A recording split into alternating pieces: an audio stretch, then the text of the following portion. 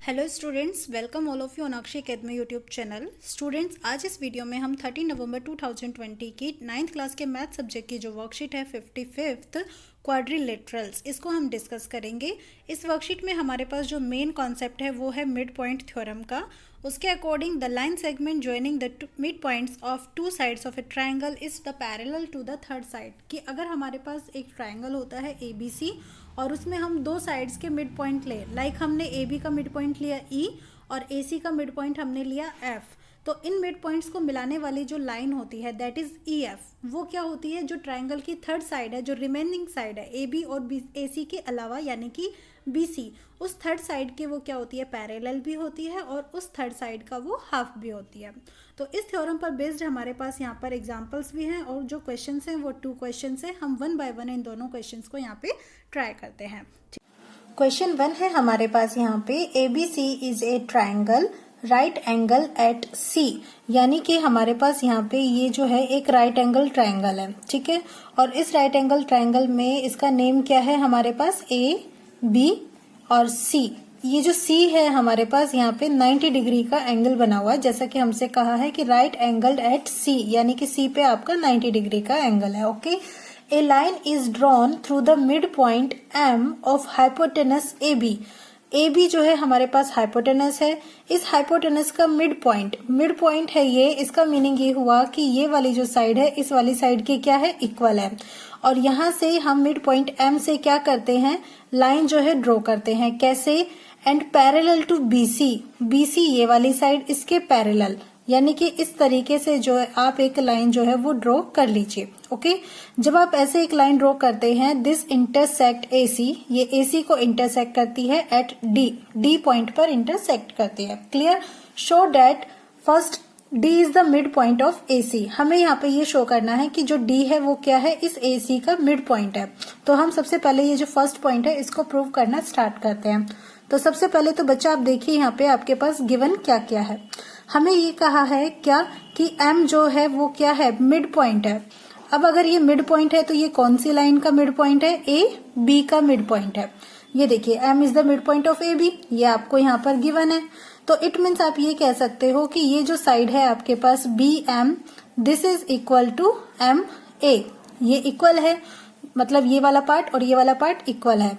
और ये जो कंप्लीट साइड है AB का, ये क्या है, हाफ है। तो ये हमारे पास फर्स्ट पॉइंट है, okay.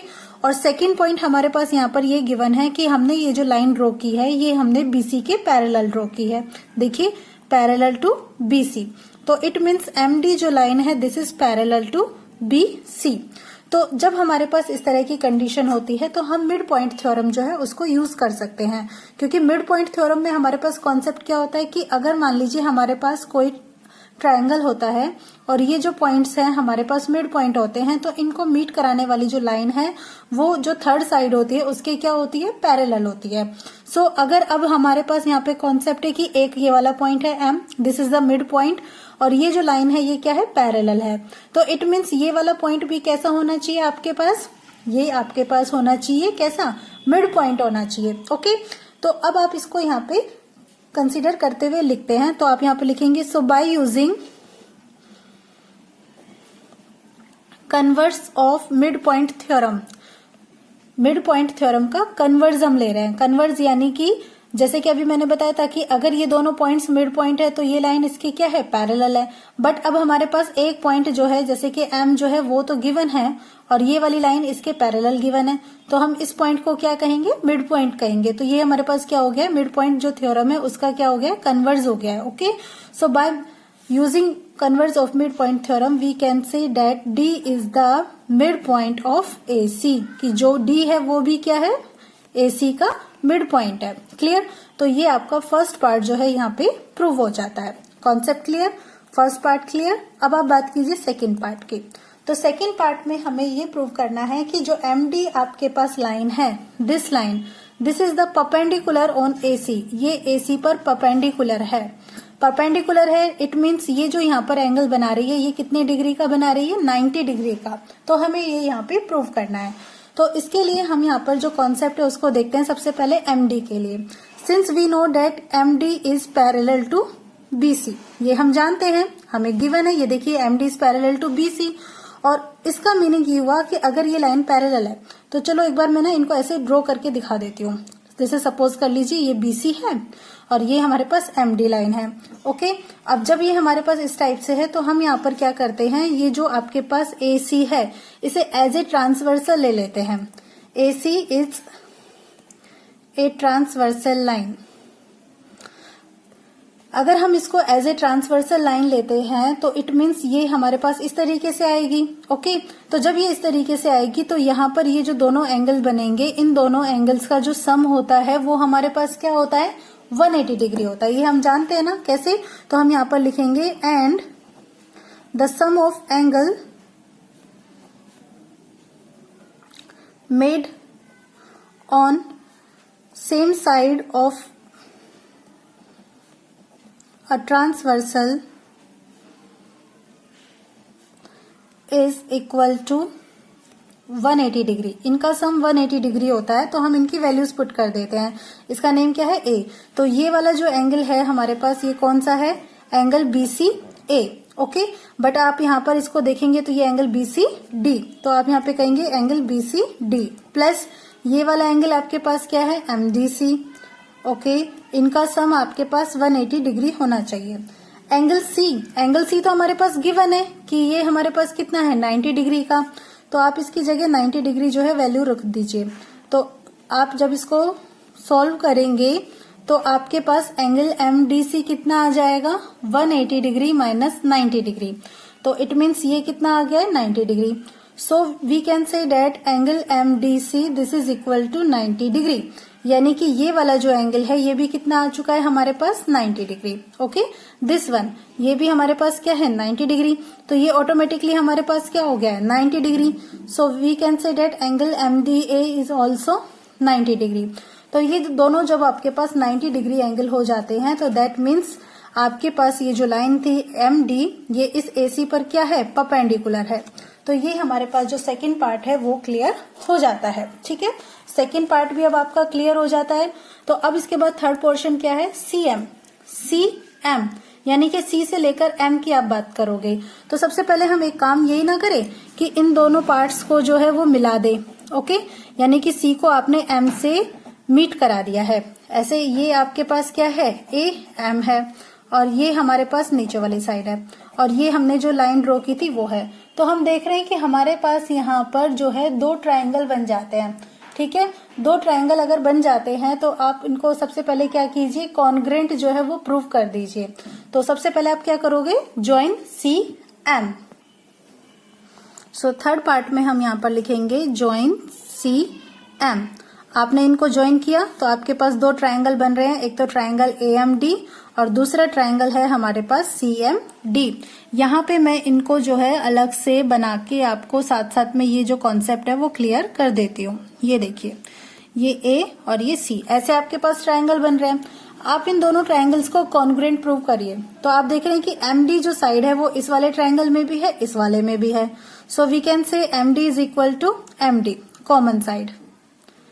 And next CD side, ये जो CD साइड है AD साइड के इक्वल है। वाई?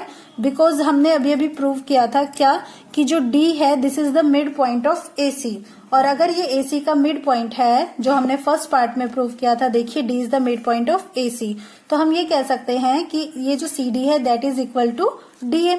तो अब हम यहाँ पर यही मेंशन कर देते हैं CD is equal to DA, where D is the mid point किसका, AC का। ओके, एंड नेक्स्ट अभी अभी हमने यहाँ पे देखा था कि ये वाला जो एंगल है हमने कितने डिग्री का यहाँ पर निकाला है, ये देखिए ये वाला एंगल 90 डिग्री, और ऐसे ही ये वाला एंगल भी हमने कितना देखा था, 90 डिग्री का। सो हम थर्ड पार्ट में यही वाला एंगल ले लेते हैं, angle MDC is equal to angle MDA, each 90 degree. तो दो साइड्स हो गई हैं, एक आपके पास एंगल हो चुका है। So by SAS we can say that triangle AMD is congruent to triangle CMD। ये दोनों ट्रायंगल्स कॉन्ग्रेंट है। अगर ये दोनों ट्रायंगल्स कॉन्ग्रेंट हो जाते हैं तो by CPCT we can say that कि इसकी जो सारी साइड्स हैं या फिर सारे जो एंगल्स हैं वो भी कैसे होंगे, इक्वल होंगे। सो आपके पास ये वाली साइड देखो, आप यहाँ पर इन दोनों साइड्स को तो ले ही चुके हो इक्वल। ओके, कौन कौन सी साइड, ये वाली साइड MD और CD। थर्ड साइड बची आपके पास ये वाली साइड, तो ये वाली साइड भी आपके पास क्या हो जाएंगी, इक्वल हो जाएगी। So CM is equal to this one MA, ये दोनों तो इक्वल है, बट MA क्या है, देखो आपके पास जो आपकी इक्वेशन नंबर 1 थी उसमें देखो, yes, according to equation number 1 we can say that MA is equal to AB upon 2। तो आप यहाँ पर मेंशन कर देंगे CM is equal to MA and this is equal to AB upon 2, hence proved. ये आपका थर्ड पार्ट है जो यहाँ पे प्रूव हो जाता है। ओके, तो आपकी जो वर्कशीट है इसका फर्स्ट क्वेश्चन आपका यहाँ पे कंप्लीट होता है। इसके बाद हम लेते हैं सेकंड क्वेश्चन।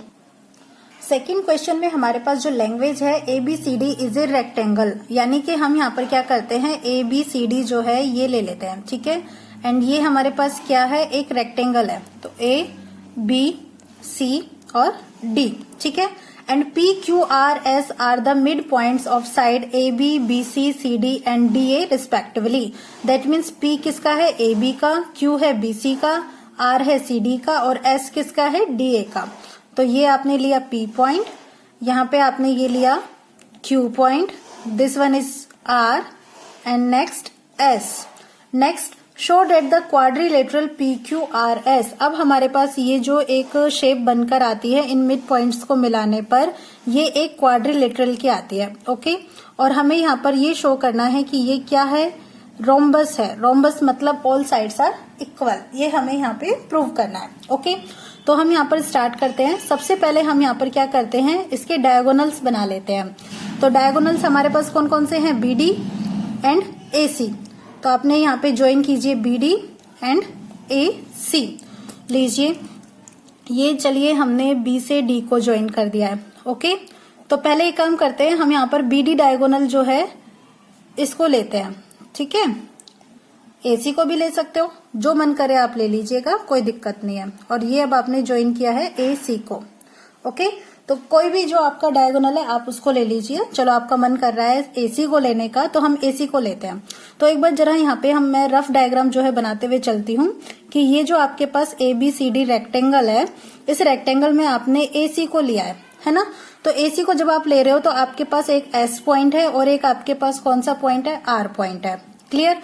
अब जब आपके पास ये जो पॉइंट्स है तो हम यहाँ पे देखते हैं कि ये जो SR इस तरीके से साइड आ रही है, तो ये एक जो लोअर ट्रायंगल है ADC, आप इसको लो। पहले कॉन्सेप्ट क्या है वो भी क्लियर हो जाएगा साथ के साथ। देखो इन ADC में हमारे पास क्या कॉन्सेप्ट है, S, ये क्या है, this is the mid point. Mid point है ये किसका, AD का। ओके, और R ये किसका मिड पॉइंट है, this is the mid point of CD, ये इसका मिड पॉइंट है। ओके, तो ये जो है आपके पास एक कंप्लीट ट्रायंगल है। तो इस ट्रायंगल में जब ये दोनों मिड पॉइंट होते हैं तो it means in mid points को मिलाने वाली जो साइड होती है SR, ये आपकी जो थर्ड साइड होती है किसकी, ट्रायंगल की। आपने यहाँ पे ट्रायंगल लिया है ADC, ठीक है। तो ये मिड पॉइंट्स को आपने मिला दिया, तो ये थर्ड साइड है, इसकी क्या होती है, पैरेलल होती है। तो SR is parallel to AC। और इसके साथ साथ आप ये भी कह सकते हो क्या कि SR this is equal to AC upon 2। ये आपको कहाँ से मिला, बाय मिड पॉइंट थ्योरम, क्योंकि मिड पॉइंट थ्योरम यही कहती है कि इन दोनों जो मिड पॉइंट्स होते हैं इनको मिलाने वाली जो साइड्स होती हैं वो आपकी ट्रायंगल की थर्ड साइड के पैरेलल भी होती है और ट्रायंगल की थर्ड साइड का हाफ भी होती है। सो आपको ये फर्स्ट कॉन्सेप्ट मिल जाता है। क्लियर हुआ कॉन्सेप्ट, कोई कंफ्यूजन, नो, वेरी नाइस। तो जैसे अब आपने यहाँ पे ये ट्रायंगल ADC लिया है, ऐसे ही आप ये ट्रायंगल ABC भी तो ले सकते हो। तो अब आप नेक्स्ट लीजिए इन ट्रायंगल ABC। इस ट्रायंगल में हम यहाँ पर देखते हैं कि हमारे पास एक पॉइंट है P ये वाला और एक है Q, और ये PQ जो है इन दोनों को मिलाने वाली लाइन है। तो ये इस AC की क्या हो जाएगी, पैरेलल भी होगी और AC का हाफ भी होगी। तो अब आप यहाँ पर मेंशन करेंगे P इज मिड पॉइंट किसका है, AB का, and Q is mid point, Q किसका मिड पॉइंट है, BC का। तो आप ये कह सकते हो PQ is parallel to AC and PQ is equal to AC upon 2। कहाँ से मिला, बाय मिड पॉइंट थ्योरम, ये आपको मिल जाता है सेकंड पॉइंट। अब आप एक बार ना ये जो इक्वेशन नंबर 1 और 2 है इन दोनों का कंपैरिजन कर दीजिए। ऑन कंपैरिजन वी गेट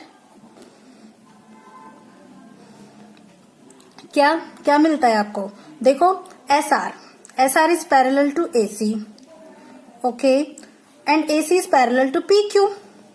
तो इट मीन्स हम ये कह सकते हैं कि एस आर जो साइड है वो पी क्यू के क्या है, पैरेलल है, कह सकते हो ना। और दूसरा पॉइंट देखो, S R this is equal to A C upon 2, और ए सी अपॉन 2 ये किसके इक्वल है, ये इक्वल है पी क्यू के। इट मीन्स एस आर और पी क्यू आपस में कैसे हैं, इक्वल है। तो आपके पास एस आर ये वाली साइड, पी क्यू ये वाली साइड, ये दोनों एक दूसरे के पैरेलल भी हैं और एक दूसरे के इक्वल भी है। तो इट मीन्स यहाँ पर हम ये कह सकते हैं कि अगर हम इन पॉइंट्स को मिला देते हैं तो ये हमारे पास क्या बनता है, एक पैरेललोग्राम बन जाता है। Okay, so we can say that P Q R S is a parallelogram. भाई पैरेललोग्राम तो आपका हो चुका है, अब आप कॉन्सेप्ट लेंगे किसका, रोम्बस का। तो रोम्बस को आपको जब ये प्रूव करना है तो रोम्बस के लिए आप यहाँ पे क्या करेंगे, जैसे हमने एसी जो है डायगोनल लिया, अब हम क्या करेंगे, एसी की जगह हम दूसरा डायगोनल जो है वो बीडी उसको लेकर चलते हैं। Okay, now using BD diagonal,